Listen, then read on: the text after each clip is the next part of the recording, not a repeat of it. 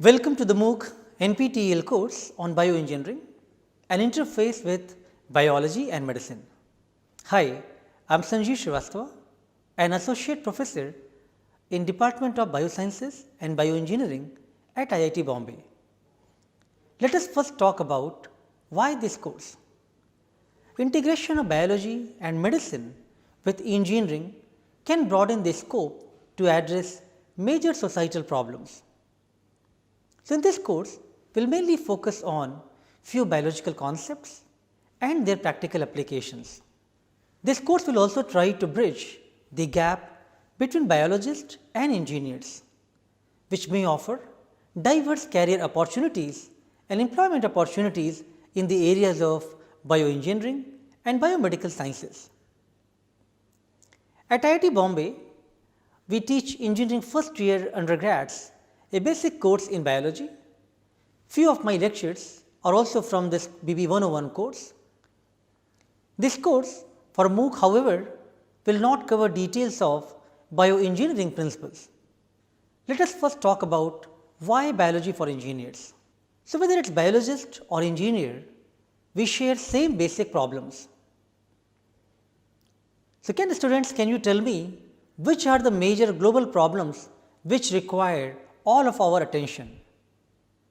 Of course, there is no boundary for engineers or biologists when it comes to the global problems. So, you have rightly mentioned there are many possible reasons, many global problems which requires our attention, whether we are biologists or engineers. Let us try to discuss some of these problems one by one. First of all, how to feed the growing world's population. Let us think about the way population explosion is happening. World population is expected to hit almost 7.6 billion in 2018. The human population, on the other hand, is projected to grow 9.3 billion by 2050. So, how are we going to feed the growing world population when most of the arable land, the land where food crops are already being grown, is under cultivation?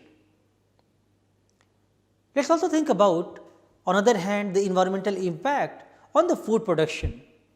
The different type of stress conditions such as salinity, drought, cold, different stress conditions affect plant productivity worldwide. Almost 20% of world's agricultural land is under salinity stress. Third of the earth's surface is threatened by desertification.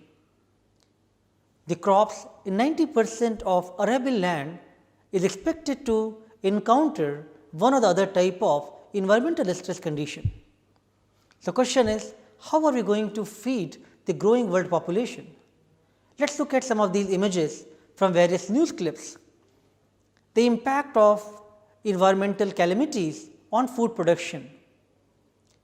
After these cyclones and different natural catastrophes, especially you are in Mumbai, you have seen recently the cyclone Uki. In December, a very untimely rain, very untimely cyclone devastated lot of the crop area and the fields which were used for the cultivation. These are the images shown which show that after 1967, these are the highest rainfall received in the month of December. Just one of these untimely rain, untimely cyclone could actually ruin the efforts of the farmers for which they have put in for months and years time. Again, I am showing you a few news clips. Drought and cyclone, the twin trouble for South Tamil Nadu farmers. Around 900 farmers suicide in drought hit Marathwada this year. Imagine the farmers work so hard, and after hard work of full year, these kind of untimely natural catastrophes could actually destroy their entire effort, and now these kind of barren land can be seen. So, in which way genetic engineering and biotechnology can offer some help to increase the plant productivity and the overall food production? So, one of the easier way of moving forward is the genetic engineering approach, where DNA cloning can be utilized for this process. So, what is DNA cloning? DNA cloning is a process in which we can produce multiple identical copies of a defined DNA segment.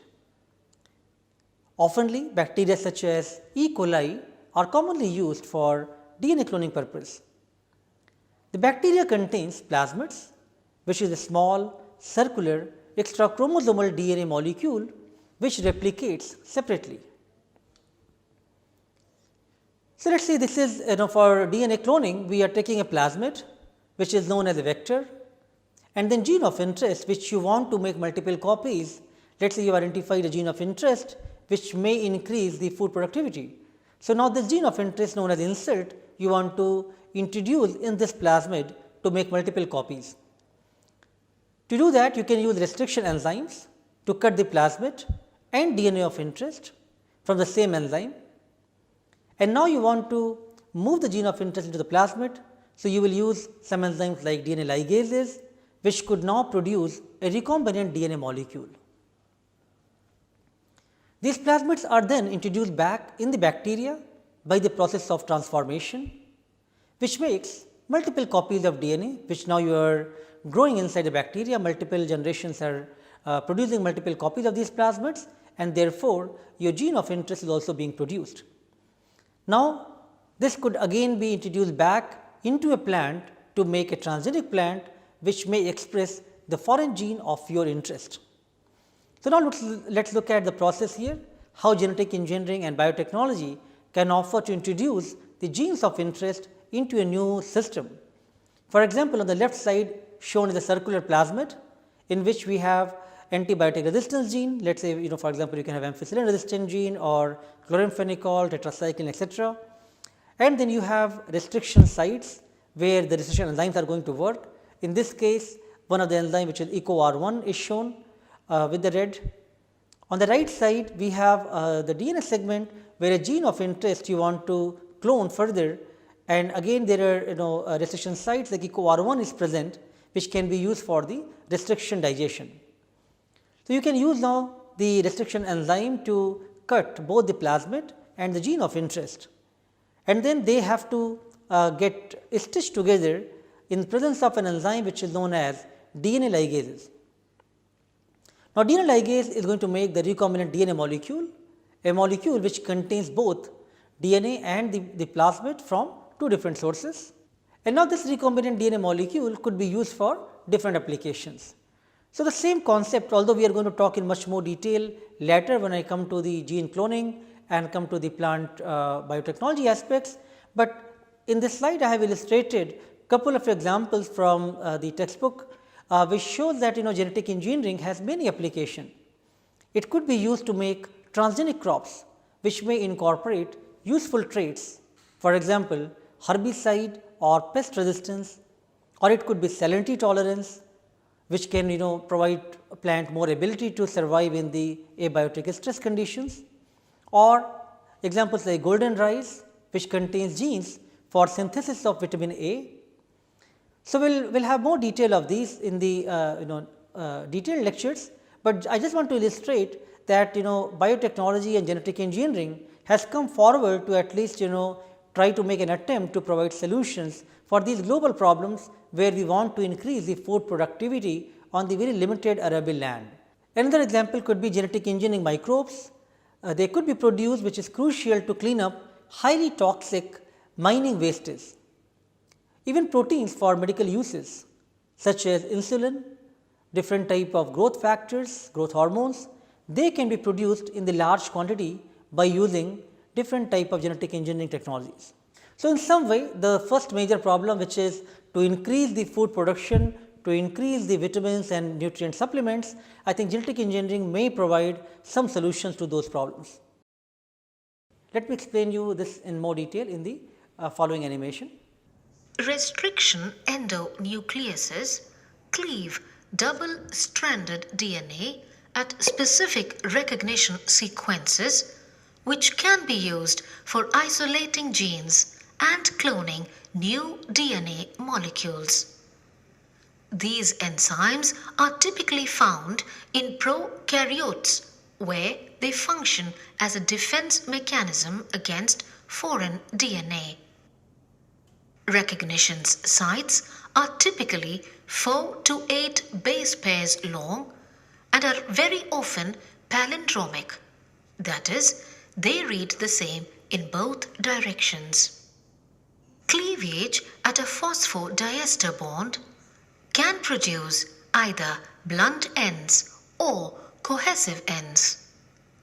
Two DNA molecules that have been cleaved by the same restriction enzyme can be ligated using DNA ligase to produce a recombinant molecule. The fragments may also be separated using electrophoresis techniques. Genomic DNA and DNA of the vector molecule are cleaved with the same restriction enzyme so as to generate complementary end sequences. These are then ligated by means of the enzyme DNA ligase to generate recombinant DNA molecules. These recombinant molecules can be packaged in vitro into suitable phage particles, which serve as useful vectors to carry the foreign DNA molecules. Lambda and M13 are two of the most commonly used phage particles for this purpose. DNA inserts up to 10 kilobases can be inserted into these phage particles. There are other vector molecules that can take up DNA fragments from genomic DNA. Plasmids possess sites for various restriction enzymes, as well as antibiotic resistance sites which help for screening purposes. Certain plasmids like PBR322 can only take up smaller DNA inserts, up to nearly 10 kb, while larger plasmids, known as bacterial artificial chromosomes, can take up larger inserts, up to 300 kb. The yeast artificial chromosome is a eukaryotic vector that can take up large DNA inserts and consists of restriction sites, centromere, and two telomeric sites. The phage molecules carrying the recombinant DNA with genomic inserts are used to infect E. coli cells. These molecules then get amplified with each round of replication of the E. coli cell.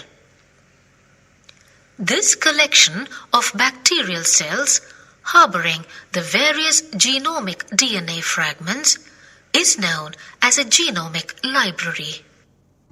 Once the library has been created, it is essential to have techniques to retrieve a sequence of interest. The transformed cells are selected and plated on agar, after which the plate is blotted on to a nitrocellulose paper. This is then treated with alkali, bringing about disruption of the cells and denaturation of the dsDNA. The denatured DNA is then probed for the sequence of interest by a radio-labeled molecule having a complementary sequence. Let's move on to another major issue, which is the climate change and global warming. So, as shown in this particular beautiful image here, that entire environment, entire climate is getting changed, and lot of global issues which we can start seeing now. For example, you can see untimely rain sometime, very high temperature, and if you can follow on this image, for the global warming, the humidity is increasing, the temperature over land is increasing, then tropospheric temperature is also increasing, temperature over ocean is increasing, ocean heat contents are increasing, and then as a result lot of things are getting melted, like the glaciers, snow cover, those are getting melted, and therefore the sea levels are getting high, getting rise further. So, these are overall climate changes and global problem which are going to affect us tremendously, and again we have to think together how biologists and engineers, especially the bioengineers, could actually try to bridge this gap and address these global problems. Next problem, let us think about how to treat deadly diseases. I have shown you a couple of examples here, some of the disease which is still pose a lot of challenges in front of us, in front of scientists. For example, tuberculosis, AIDS and cancer. These are still major problems which are affecting the entire population, entire humanity equally in the whole world. For example, HIV, human immunodeficiency viruses, it continues to be a major global public health issue, having claimed more than 34 million lives so far. Millions of people have died from the HIV related causes globally. We have made some progress, but still we have not solved this problem completely. On the other hand, tuberculosis, which is the second most deadly disease due to a single infectious agent, Mycobacterium tuberculosis, is causing almost 95% of death in low and middle income countries because of the tuberculosis. And more recently, there are rise of the drug resistant tuberculosis strains, which are creating more and more challenges in front of us how to control these deadly diseases. And of course, it comes the most challenging problem in front of us, which is cancer. It is a global problem, whole population, whole world is getting affected because of cancer, but let us look at what is the situation in India right now. If you look at this graph from 2011 to 2026, the projected cases on the y axis shown to you is going to keep rising both in male and female population equally. Let us look at this graph now. The projected number of cancer incidences in India in various type of age groups. For example, if you look at even age group of 15 to 29, the very young age group, or 30 to 44 years, and as we are getting aged and old, 45 to 59 years and more than 60 years, the cancer is going to be on rise in all of these population, in all of these age groups, and that is going to really affect all of us in some other way. What are the top most fatal cancers and different comparison of the cancer sites in India? First, let us look at the male data, which is percentage of incidence of cancer in male. On rise in India, we have essentially oral cancer, stomach cancer, lung cancer, and of course, all other cancers are constituting almost 50% or so. In female population, we have high incidence of cervical cancer, stomach cancer, breast cancer, and other cancers are almost 58%. What is interesting that one would observe that there is geographical prevalence of cancers in India. For example, specific states in India are showing higher prevalence of certain tumor type, which is if you look at the Punjab population, especially the Malwa region, there is lot of cases of cancer on the rise, and more specifically on the breast cancer and CNS tumors people can see on rise. Ahmedabad, they show high cancer incidence rate in the oral cancer. Now, if you come to Andhra Pradesh, there is high prevalence of esophageal cancer observed in Andhra Pradesh. Thiruvananthapuram, it shows very high incidence for the lung cancer and glioma. And now you come to Chennai, it shows high prevalence of CNS tumors in children and cervical cancer. The northeastern Maharashtra and Madhya Pradesh, they have high incidence for the oral cancer. Mizoram or the Aizawl of northeast shows very high prevalence of stomach cancers. Assam or Dibrugarh shows high incidence rate in oral and lung cancer. So, what one would observe here that there are specific regions which shows somehow very high incidence rate for a specific type of tumor, and you can see some of the news clip here. For example, Malwa zone of Punjab sitting on cancer volcano. A survey in Times of India showed that stomach cancer incidence are set to rise. Experts are concerned about it. Aizawl has highest incidence of stomach cancer after Japan. Oral cancer doubles in Ahmedabad in 2 decades. Is Kerala cancer's own country? Stats reveal esophageal cancer common among northeast women. So, I am sure after giving you the scary examples of HIV, tuberculosis and cancer, now let us think about other major aspects which we all want to see for the essential requirements of life. So, what do we need for a good quality of life? We want clean air, right? The clean air which is pollution free, and to do that lot of microorganism testing happens. Just imagine recently we had a match in Delhi between a cricket match, you are all fan of the cricket match, between India and Sri Lanka, and on the field there was so much smog on one of these days because of pollution in Delhi that the Sri Lankan players opted out not to play that day, and that actually showed that in which way different metro cities have started encountering high level of pollution. We all need clean and adequate water. Because of drought conditions, because of low water rains, water levels are getting low, and many times when we are spraying the chemicals and fertilizers in the field, those also getting leached out in the water level. So, water is getting polluted because of them. So, we have to clean these before we provide people the clean and adequate water for drinking. Let us think about food and nutritional security. It is not only food which is required, we also need the nutritional supplements. And I think the latest initiatives from government is that at least can we also look into the nutritional requirements for a country and how to supplement that along with the basic food requirements. So, those things are very crucial for us, and those are going to pose challenges of how to increase both food as well as the nutritional supplements for the entire population. Now, let us think about the next major issue, which is energy. Energy has been always the major challenge. All of these gadgets in this room for what we are using, all of your devices, everything requires energy for its operation.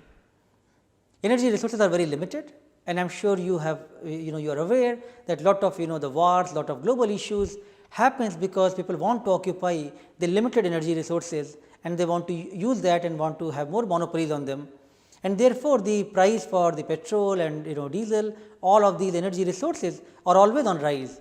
We always have that fear that how are we going to replenish and going to maintain the energy requirements. So, we have to start exploring some alternate resources of energy. For example, whether biofuel, wind power, photovoltaic system or geothermal power could be used as alternate energy resources which could be utilized to meet the global energy requirements. Again, biotechnology, how it can help. People have started exploring different strains of cyanobacteria and algae, and looking at these microalgae which could produce these lipids which can give us the biofuel that can be very clean and a very efficient way of producing biofuels. Although to produce at that mass level, to produce that level which could provide sufficient energy requirements for large population is challenging. But a lot of research is actually happening how to harness the powers of these microalgae and cyanobacteria to utilize different alternate clean biofuel for the entire population. So, in general we have been discussing about different issues which are affecting the health and humanity, and there is no boundary between engineers and doctors and biologists and the basic scientists. Everybody is going to affect equally from these problems, whether we talk about pollution, natural disasters, population explosion, climate changes, global warming, various public health issues, deforestation, natural resource depletion, biodiversity loss, increase of the drug resistance in the bacteria, waste disposal system, deforestation, etc. So, all of these are the major issues which are in front of us, which again brings the question why this course and why we need to discuss all of these points. So, major life problems, they require interdisciplinary skills for effective solutions of these major problems. Genetic engineering and biotechnology aims to provide some of these promising solutions. Additionally, now we see there are lot of healthcare devices are coming to the play, where people want to use lot of apps and medical devices and biosensors simultaneously for the healthcare management, and those again requires lot of understanding of health and the biological system and the engineering devices and how to make these kind of smart devices for healthcare solutions. So, let us stop here. I am sure you are now aware that there are many issues which we have to tackle, which we have to understand together. I am going to continue some of the other important points which are linked to this course in the continuing lecture in the next class. Thank you.